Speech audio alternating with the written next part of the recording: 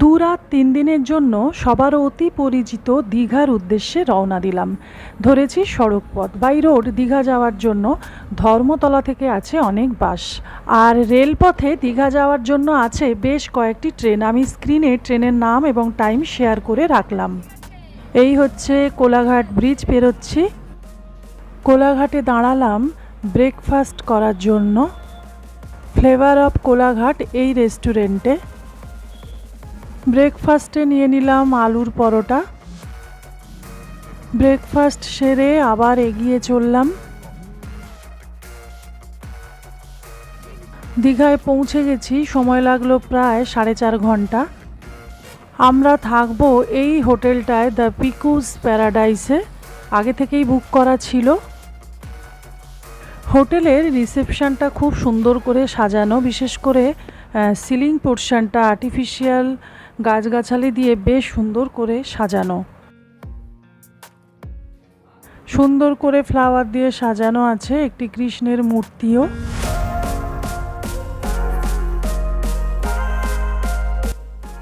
এই হচ্ছে আমাদের রুম, 414 নম্বর। রুমটা বেশ সুন্দর, অনেকটা স্পেসিয়াস, আর কিং সাইজের বেড আছে, আর খুবই ডেকোরেটিভ। রুমে ওয়ার্ড্রব, ছোট দুটো টেবিল আছে, রাখার অনেক জায়গা, আর অ্যাটাচড বারান্দা আছে। আর ওয়ার্ড্রবটা বেশ ভালো। আর ভেতরটা একটু খুলে দেখাই। ভেতরে রাখার জায়গা এবং হ্যাঙ্গার সবই আছে। অলরেডি লাগেজ রেখেও দিয়েছি। আর এসি, ফ্যান, ড্রেসিং টেবিল, আর আছে টিভি, যেটা কোনো কাজে লাগে না। ঘর লাগোয়া এই বারান্দাটাও বেশ সুন্দর।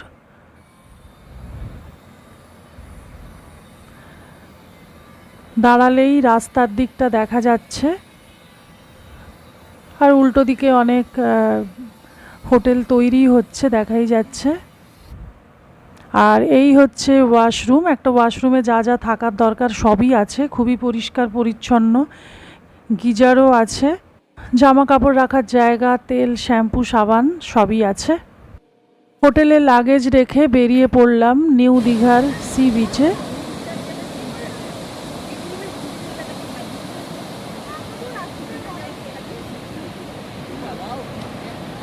সি বিচে বেশ কিছুক্ষণ সময় কাটিয়ে হোটেলে ফিরে একটু রেস্ট নিয়ে সন্ধেবেলায় বেরিয়ে পড়লাম দীঘার নবনির্মিত বহু আকর্ষিত সেই জগন্নাথ মন্দির দর্শন করতে। রাতের আলোয় জগন্নাথ মন্দিরকে কেমন দেখতে লাগে সেটা দেখার স্বাদ প্রথম থেকেই ছিল। তাই সকালবেলা মন্দিরে আসার কথা থাকলেও সময় নষ্ট না করেই সন্ধেবেলায় চলে এসেছি।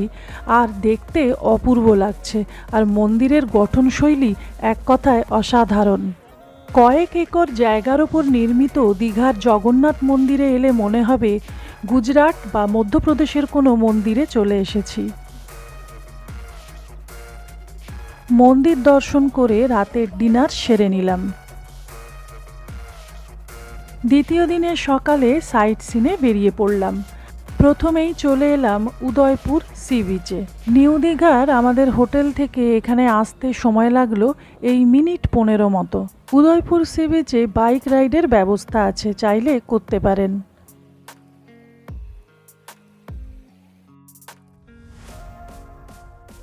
উদয়পুর সি বিচে বেশ কিছুক্ষণ সময় কাটিয়ে চলে এলাম তালসারিতে।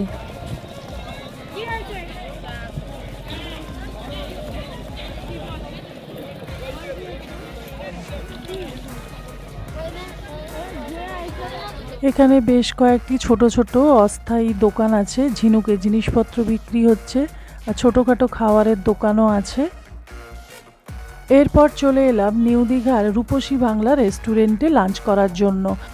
বলা হয়নি, গতকালের ডিনার এখানেই করেছিলাম। এখানে খাবারের কোয়ালিটি ভালো, প্রাইসও রিজনেবল।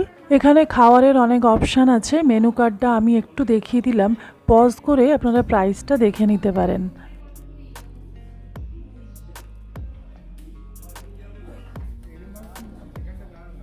লাঞ্চ সেরে সি বিচে ঘুরে সন্ধেবেলায় চলে এলাম আমাদের হোটেল পিকুস প্যারাডাইসে। পিকুস প্যারাডাইসের রেস্টুরেন্টের অংশটি আপনাদের একটু দেখাই। রেস্টুরেন্টটিও বেশ ডেকোরেটিভ, যদিও এখানে আমরা লাঞ্চ বা ডিনার কোনোটাই করিনি। এবার বলি, আমরা জগন্নাথ দেবের স্পেশাল ইভিনিং মহাপ্রসাদ ভোগ বুক করে রেখেছিলাম। মন্দির কর্তৃপক্ষের লোক রাত্রি 8:30টার সময় এই মহাপ্রসাদ ভোগ পৌঁছে দিয়েছিলেন হোটেলে। আর আপনারা যদি হোটেলে বসে জগন্নাথ দেবের মহাপ্রসাদ ভোগ গ্রহণ করতে চান তাহলে স্ক্রিনে দেওয়া নাম্বারে যোগাযোগ করতে পারেন। আপনাদের দেখানো হয়নি, এই হচ্ছে হোটেলের পেছনের দিকের সুইমিং পুল, বেশ বড় আর বেশ ভালো। তো আজ এখান থেকে চেক আউট করে বেরিয়ে যাব আর কিছু সাইট সিন করে রওনা দেব কলকাতার পথে। বেরিয়ে পড়েছি আর আবার যাচ্ছি জগন্নাথ দেবের মন্দিরে। যদিও রাত্রিবেলা দেখে এসেছি, আবার যাচ্ছি দিনের বেলায় মন্দিরটাকে কেমন দেখতে লাগে সেইটা দেখার জন্য। রাত্রিবেলায় মন্দিরকে কত সুন্দর লাগে সেটা তো দেখেছি আর আপনাদেরও দেখিয়েছি, আর দিনের বেলায় মন্দিরকে কেমন দেখতে লাগে তার জন্যেই আবার আসা, এবং দুটো ক্ষেত্রেই অসাধারণ। মন্দিরের গঠনশৈলী এবং অসাধারণ কারুকার্য পর্যটককে মুগ্ধ করবেই।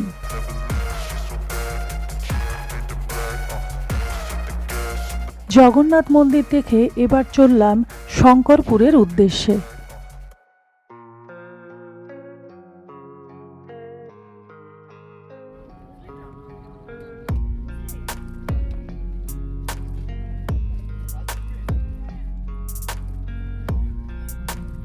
শঙ্করপুর থেকে এবার চললাম তাজপুরের দিকে। রাস্তাটা ভীষণ সুন্দর, নির্জন কোলাহলমুক্ত সমুদ্র সৈকত তাজপুর। শহরের ব্যস্ত জীবন থেকে 2-1 দিন কাটানোর জন্য তাজপুর ভীষণই ভালো। যদিও আমরা এসেছি সাইট সিনে, আপনারা চাইলে তাজপুরকে সাইট সিনে রাখতে পারেন অথবা 2-1 দিন রাত যাপনও করতে পারেন। দীঘা থেকে তাজপুরের দূরত্ব মোটামুটি 16 কিলোমিটার। আর যারা সরাসরি কলকাতা থেকে আসবেন তারা সড়ক পথে অথবা রেল পথে আসতে পারেন। সেক্ষেত্রে কাছের রেল স্টেশন রামনগর। এখানে থাকার জন্য আছে বেশ কয়েকটি রিসর্ট, তার মধ্যে আমি একটি নতুন রিসর্টের কন্ট্যাক্ট নাম্বার স্ক্রিনে শেয়ার করে রাখলাম।